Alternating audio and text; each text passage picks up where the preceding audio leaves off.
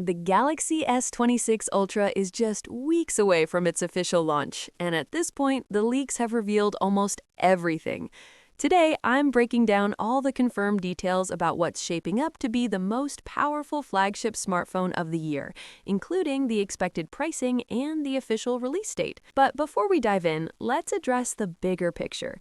Since 2020, Samsung's direction has been confusing. A company that once led innovation started getting criticized for chasing Apple and slowly copying the iPhone step by step. However, this year genuinely feels different. We'll save that debate for the end of the video because for the first time in a long while, we finally have a clear and complete picture of what the Galaxy S26 Ultra really is. And there are some truly meaningful upgrades here. So for once, we're not starting with the design. Let's begin with the display. Simply put, Samsung is still the undisputed king of smartphone displays, and the Galaxy S26 Ultra isn't giving up that crown. The phone keeps the same massive 6.9-inch dynamic AMOLED 2X panel as last year, but the real upgrades are happening under the hood. This time, Samsung is using a new M14 panel combined with COE technology, and that's a big deal. These improvements deliver better color accuracy, higher contrast, sharper clarity, and most importantly, improved power efficiency. While this display technology is technically capable of reaching up to 6,000 nits of peak brightness, reports suggest Samsung will cap it at around 2,600 nits, similar to the S25 Ultra. And the reason is simple: better battery life instead of chasing unrealistic brightness numbers. There's also a brand new and confirmed feature that once again keeps Samsung ahead of the competition: a privacy display. This feature limits visibility from side angles, making it much harder for people around you to peek at your screen. As for the front camera, leaks suggest the punch hole cutout will be slightly larger this year. That's because the selfie camera now uses a wider aperture lens. The sensor itself remains the same 12-megapixel camera we saw on the S25 Ultra, but the field of view has been expanded to 85 degrees, which means better group selfies and wider shots. Now let's talk about the cameras on the back, where the changes are more noticeable. The Galaxy S26 Ultra keeps Samsung's familiar quad-camera layout, but this year brings aperture adjustments to both the main camera and the 5x periscope zoom lens.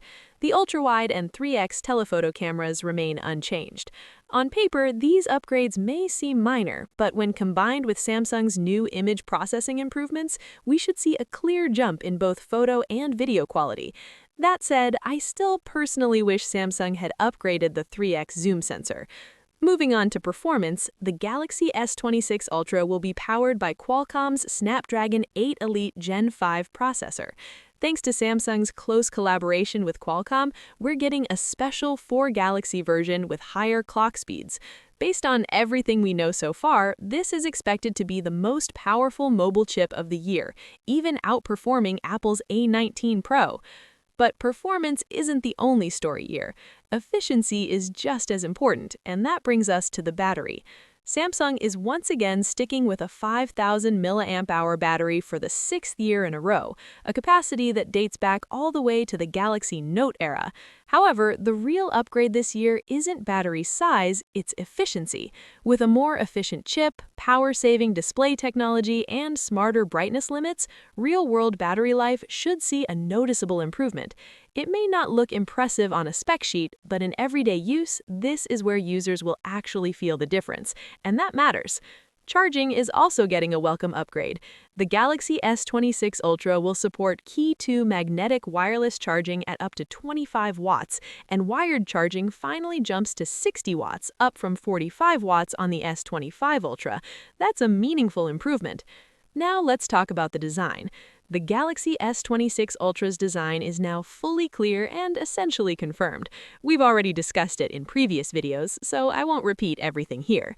What is new, however, are the colors. According to reliable sources like Ice Universe and Evan Blass, Samsung is introducing a new hero color this year, Cobalt Violet. And if you were worried about an orange color option, don't worry, Samsung isn't copying Apple this time. But here's where things get controversial.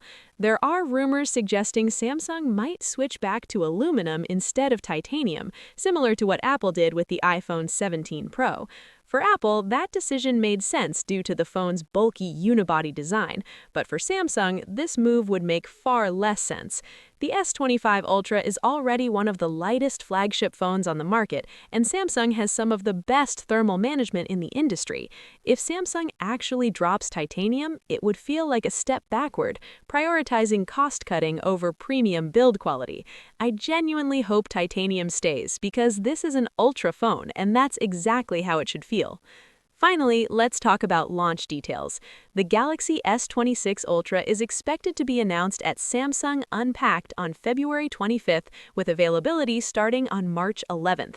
As for pricing, yes, increases are expected this year due to rising component costs and the ongoing RAM shortage. However, leaks suggest Samsung will likely keep US pricing unchanged to stay competitive with the iPhone 17 lineup. Overall, the Galaxy S26 Ultra feels like a meaningful upgrade over last year's model. It's not a radical redesign, but it's a smart, refined evolution done the right way. What do you think about the Galaxy S26 Ultra? Let me know in the comments. For more accurate and up-to-date leaks, check out the next video. Don't forget to like and subscribe.